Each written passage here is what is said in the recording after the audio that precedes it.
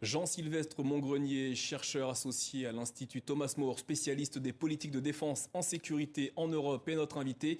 Bonjour et merci d'être avec nous. Une adhésion de Stockholm et Helsinki à l'Alliance Atlantique représenterait-elle un échec ou une provocation pour la Russie ? Alors, certainement pas une provocation, en revanche c'est un échec, puisque c'est un contre-effet de l'invasion en Ukraine. Le fait est que ces pays qui s'étaient rapprochés, qui ont adhéré à l'Union européenne tout d'abord au milieu des années 90, qui s'étaient rapprochés de l'OTAN depuis le milieu des années 90, malgré tout ne se décidaient pas à sauter le pas, à demander une adhésion pleine et entière.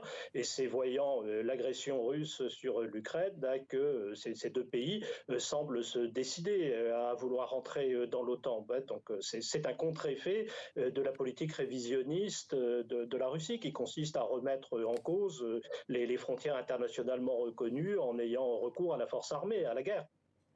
Quel serait l'intérêt pour la Finlande et la Suède d'intégrer l'OTAN ? C'est leur défense, c'est leur défense et leur sécurité. Alors, bien sûr, ils ont leur propre système de défense nationale, mais ils cherchent à gagner en profondeur stratégique, à consolider leur défense nationale en intégrant l'OTAN, parce que dans l'OTAN, il y a l'article 5, une clause de défense mutuelle, pour tous, tous pour un. Le grand avantage de l'OTAN par rapport à l'Union européenne, c'est qu'il y a les États-Unis avec toute leur puissance, et donc ils recherchent ces garanties de sécurité, de façon à éviter peut-être un jour le sort qui est aujourd'hui celui de l'Ukraine. L'éventuelle adhésion de la Finlande et de la Suède à l'OTAN obligerait-elle ces deux pays à accepter des troupes ou des armes nucléaires sur leur territoire ? Alors ça fait partie de la négociation, mais c'est pas une obligation au sens de contrainte. Mais je pense qu'il est de leur intérêt, en tout cas, d'avoir la présence d'un certain nombre de soldats d'autres pays membres de l'OTAN. C'est ce que la Pologne, les pays baltes ont cherché à obtenir et qu'ils ont obtenu à partir de 2014 pour bien signifier à Vladimir Poutine que s'il s'attaquait à la Pologne ou aux pays baltes, il serait confronté également à des soldats américains, britanniques, français, et que ça rendait encore plus plausible, encore plus solide la clause de défense mutuelle. Donc on peut penser que la Finlande et la Suède chercheraient à obtenir un certain nombre d'infrastructures, une certaine présence militaire alliée. Alexandre Krouchkov, le vice-ministre russe des Affaires étrangères, indique que son pays prendra des mesures si l'OTAN déploie des forces et des dispositifs nucléaires près de sa frontière, au-delà des livraisons d'électricité comme c'est le cas en Finlande. Quelles pourraient être les mesures de réciprocité au niveau russe ? Ça ne serait pas de la réciprocité, ça serait plutôt des représailles, d'une part.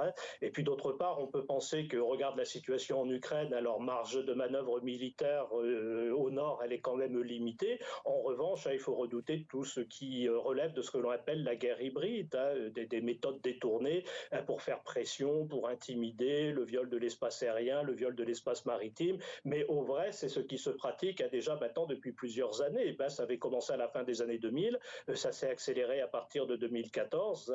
Tous les pays environnants de la Russie sont confrontés à ces pressions, à ces intimidations. Donc ça pourrait monter en intensité, une guerre hybride qui serait beaucoup plus forte, beaucoup plus prononcée. La Turquie, par la voix de son président Recep Tayyip Erdogan, s'oppose à l'adhésion de la Finlande et de la Suède au sein de l'OTAN. Une erreur selon le président turc. Pourquoi la Turquie, pourtant membre de l'Alliance Atlantique, se positionne-t-elle ainsi ?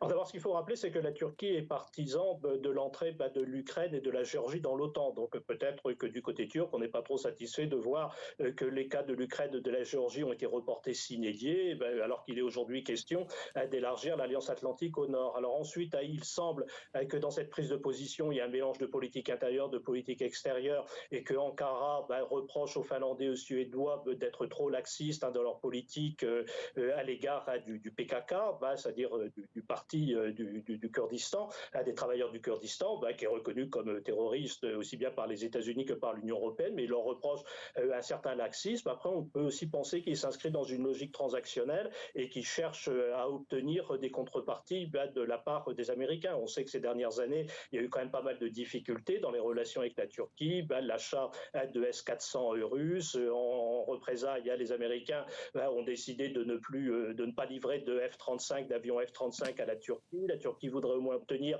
un programme de modernisation des F-16. Donc il y a tout ce marchandage, toute cette logique transactionnelle. On ne peut pas penser, je crois en tout cas, que ça soit un refus définitif. Mais il n'est pas question pour Erdogan de dénouer immédiatement sa position. Là, il veut des contreparties, très certainement. Jean-Sylvestre Montgrenier, merci d'avoir répondu à nos questions.